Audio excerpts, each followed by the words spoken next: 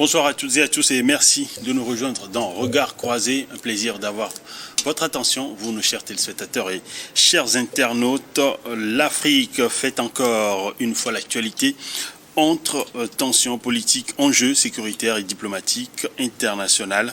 Ce soir, nous abordons 4 sujets majeurs, des révélations alarmantes sur des exécutions de civils en RDC, le retour controversé de Guillaume Soro en Côte d'Ivoire, les attentes d'Ibrahim Traoré quant à l'extradition de son prédécesseur au Burkina Faso et enfin le rôle du Togo et du président Faure Gnassingbé lors du forum de Yokohama. Regard croisé, et c'est donc maintenant.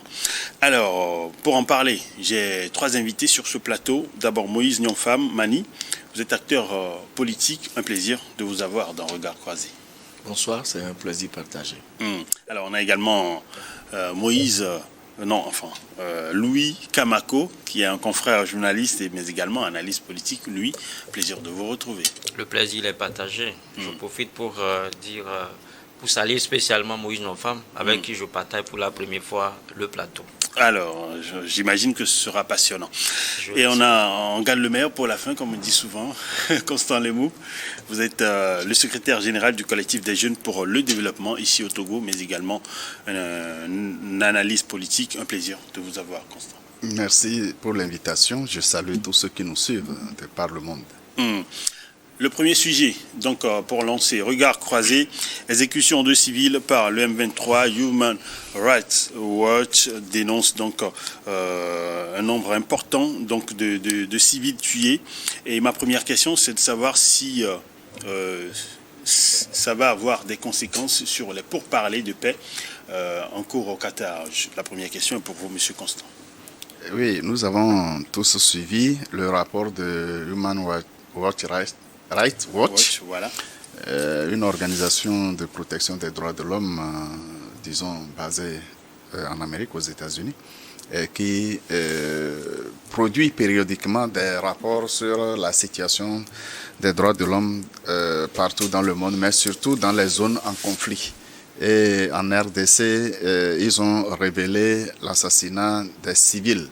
Là, il ne s'agit pas des victimes des affrontements entre belligérants, mais ce sont des exécutions sommaires avec pour cible les Hutus, les villages habités par des paysans de l'ethnie Hutu.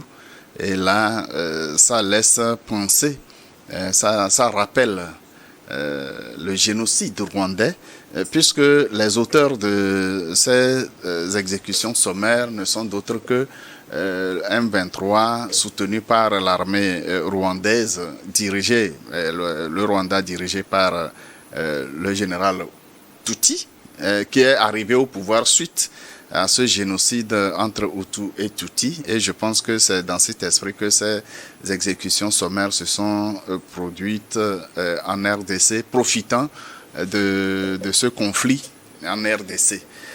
Cela reste inquiétant dans la mesure où l'objectif de M23, du moins lorsqu'ils annoncent vouloir soit prendre Kinshasa ou créer un autre État dans l'est de la République démocratique du Congo, les pourparlers prendront un coup sûrement parce que ces exécutions viennent remettre en cause les lignes directives de ces pourparlers, parce que si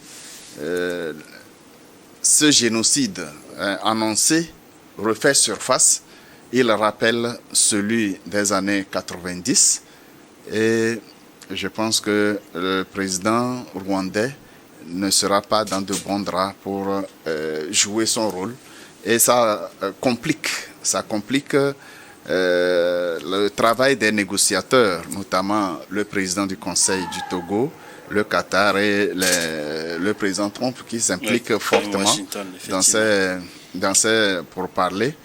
Je pense que c'est une très mauvaise nouvelle pour la RDC et pour les pourparlers qui devraient aboutir à des accords de cesser le feu et revoir comment la réorganisation politique peut se faire pour que tous les belligérants dépose définitivement les armes.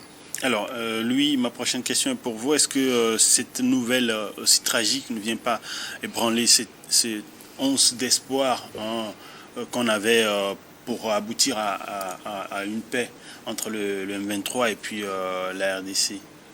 Oui, bien évidemment, je peux te l'accorder. Surtout qu'on nous dit que ces massacres-là ont été intervenus au moment où un accord de paix a été signé à Washington, notamment le 27 juillet, suivi justement d'une déclaration de principe de désarmement ou bien de principe de cessez-le-feu qui a eu lieu le 19 juillet.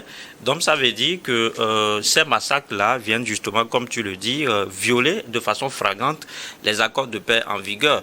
Et là, ce qui est encore étonnant, c'est que quand vous voyez les chiffres, même, je pense que tout cela, ça fait froid dans le dos, parce que on vous dit que cette tuerie ou bien ces exactions ont été commises entre la période du 10 et du 30 juillet. Ça veut dire que ça ne fait même pas un mois. Et quand vous faites le calcul, ça fait plus de 42, et quelques personnes qui sont exécutées par jour. Vous allez constater que des femmes ont été violées. On en a dénoncé jusqu'à 125 cas de femmes qui ont été violées.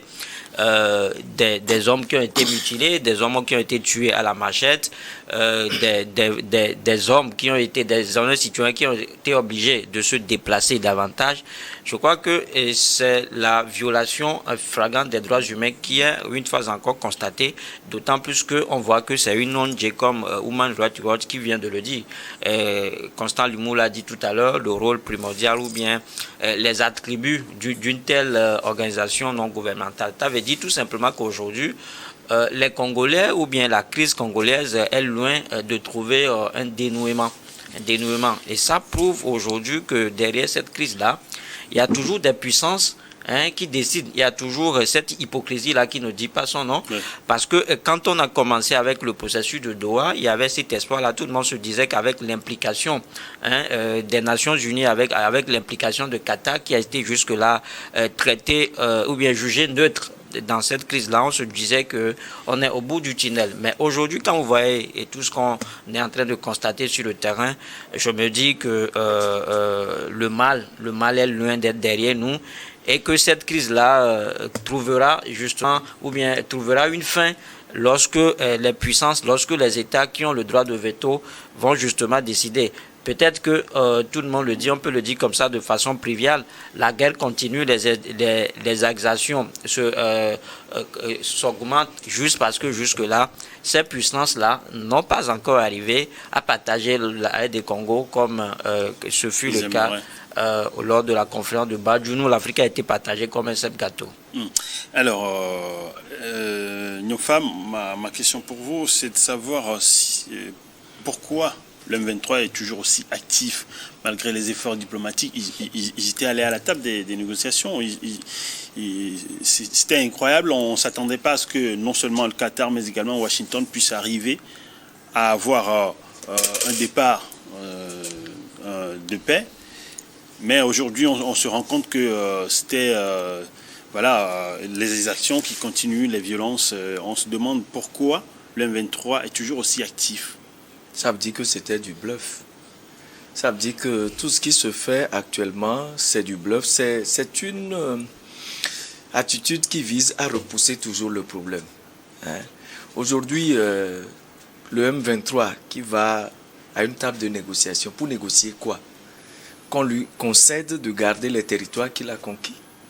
Bon, ils ont évoqué beaucoup de choses, principalement aussi il y a la libération de plusieurs prisonniers. Oui, ce que je voudrais dire, c'est ils ne vont pas pour s'affaiblir. Ils vont d'une manière ou d'une autre pour chercher maintenant un habillage diplomatique qui leur permette de pouvoir s'enraciner davantage. Mais le M23 oublie qu'actuellement, il occupe un territoire qui est déjà assez vaste et que, comme tout territoire que vous administrez, vous êtes obligé de respecter un certain nombre de droits, notamment les droits humains. Donc, pour moi, les exactions qui ont été commises, on a un début d'information. Il faudra enquêter maintenant sur le terrain. Parce qu'il ne faut pas oublier que les associations internationales également de défense des droits de l'homme parfois, dans leurs activités, Oui. arrivent également à soit exacerber certaines crises en exagérant dans les chiffres. Et donc, tout ça, pour moi, semble important que le M23 concède qu'une enquête internationale se fasse pour qu'on comprenne davantage ce qui s'est passé en cette période-là. Mais dans tous les cas, on ne peut qu'être sidéré, choqué par ces massacres-là, parce que si vous arrivez à conquérir un territoire que vous administrez déjà, normalement, on suppose que vous devriez arriver en des sauveurs. Alors, Mais on constate carrément le contraire. Vous adressez, vous évoquez des rebelles. Oui, des rebelles. On a vu, par exemple, quand vous prenez la rébellion de Laurent Désiré Kabila, quand il est entré, mais il est entré sur des territoires comme un sauveur que nous avons pu voir. Alors qu'ici, il y a effectivement le problème Hutu et Tutsi qui continue. Il y a les problèmes économiques parce que la RDC, c'est la belle femme de l'Afrique que tout le monde désire. Et donc, autant les puissances occidentales veulent avoir toujours leur main mise sur ce petit continent-là, et autant vous avez des voisins comme le Rwanda naturellement qui sont là. Aujourd'hui, vous avez un afflux massif de réfugiés qui vont vers le Burundi et autres. Et ça continue d'être grave. Et je pense que pour une fois, il faut qu'on cesse l'hypocrisie. Il faut qu'on cesse l'hypocrisie. Et si les puissances veulent arriver à une paix durable, ils savent où il faut frapper. Moi, je pense que c'est le Rwanda. Alors, réaction, Léon?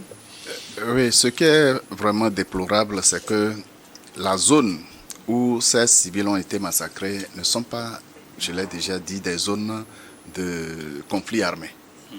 Ça a été des exécutions sommaires. Alors, et si je vous comprends bien, c'est une situation qui n'est pas à confondre avec ce qui se passe entre le M23 et la RDC précisément. Pas cela, parce que au début, on nous a fait croire que le Rwanda ou l'armée rwandaise avait pour mission de protéger les groupes Tutsis qui étaient menacés en RDC. Alors, ces exécutions nous montrent que ce n'était pas la raison, ce n'était pas la raison principale, parce que s'il y avait une armée dans cette zone qui peut-être combattait le M23 et ses affiliés, on comprendrait. Alors, cette résurgence d'extermination ethnique rappelle, je l'ai déjà dit, le rôle que les puissances occidentales avaient joué dans le génocide rwandais. Et si cela refait surface, ça veut dire que les négociations vont prendre un coup sérieux parce que ces puissances occidentales qui appuient le Rwanda et par conséquent le M23 doivent justifier pourquoi ces exécutions alors que c'était un conflit armé entre deux groupes rebelles, c'est-à-dire le M23 qui affronte l'armée régulière de la RDC. Les Hutus qui ont été massacrés font partie de la population de la RDC. Il n'y a pas de raison véritablement qui puisse justifier ces massacres-là. Alors, les négociateurs doivent donner des clarifications sur le sens de ces exécutions sommaires. J'aurais mieux compris que le M23 aurait attaqué, pendant ces négociations, aurait attaqué une position de l'armée régulière. Ouais. Cela se comprendrait parce que chaque groupe armé va chercher à se positionner de sorte à influencer les négociations, à se donner plus de force dans les négociations par rapport aux zones occupées, la position stratégique, ainsi de suite. Ce n'est pas le cas. Le M23 n'a pas attaqué une position militaire de la RDC. Alors là, ces exécutions sommaires sortent de la logique des conflits armés que nous avons constatés sur le terrain. Alors lui, une responsabilité du gouvernement congolais dans cette affaire, parce que c'est sur le territoire congolais quand même si on comprend qu'ils ont du mal, et ils le disent souvent, à pouvoir contrôler ou encore à pouvoir gérer le M23 qui est techniquement mieux équipé dans cette région. Non, je pense que depuis le déclenchement de cette crise-là, les analystes bien objectifs vous diront qu'il y a une responsabilité de l'État congolais dans cette histoire. Parce qu'aujourd'hui, quand on met en lumière un État comme le Rwanda qui fait usage d'un double langage dans cette crise-là, et parce que souvent, je crois que les uns et les autres l'ont dit, le Rwanda est souvent accusé du soutien du M23, qu'il a toujours nié. Et quand vous voyez aujourd'hui, quand vous comparez le Rwanda à un pays comme la RD Congo, je crois que c'est le jour et la nuit. C'est comme David contre Goliath. Et donc, c'est pour ça qu'à un moment donné, les uns les autres trouvent que l'État congolais, cette crise-là, profite quelque part en fait aux dirigeants congolais. Et Joseph Kabila était président de la RD Congo. Il lui a manqué justement une volonté politique et diplomatique pour justement dénouer la situation. Il ne l'a pas fait. Tshisekedi, il est là. Il suit également ses pas. Donc je pense que c'est une guerre qui profite à tout le monde, aussi bien aux nationaux qu'aux internationaux. En tout cas, à tout le monde sauf aux populations. Oui, donc c'est la pauvre population qui tire le drap ou bien qui est justement victime en fait des exactions. Donc parce qu'on ne comprend pas pourquoi est-ce qu'un petit pays comme le Rwanda, vous m'excusez le terme, va tenir tête à un État qui peut être un État fédéral comme la RD Congo. Donc je crois que, comme je l'ai dit, chacun essaie de tirer le drap de son côté. Aussi bien ça permet justement aux dirigeants congolais de sucrer peut-être sur le dos des pauvres populations congolaises et que justement la communauté internationale qui va justement profiter des richesses minières congolaises. Je crois que c'est ça même le nœud du problème. Donc c'est une crise qui profite à tout le monde. Il suffit d'une bonne volonté diplomatique et politique pour qu'on en finisse. Alors, on va observer la première pause dans Regard Croisé. On revient pour la suite donc, de cette émission. À tout à l'heure.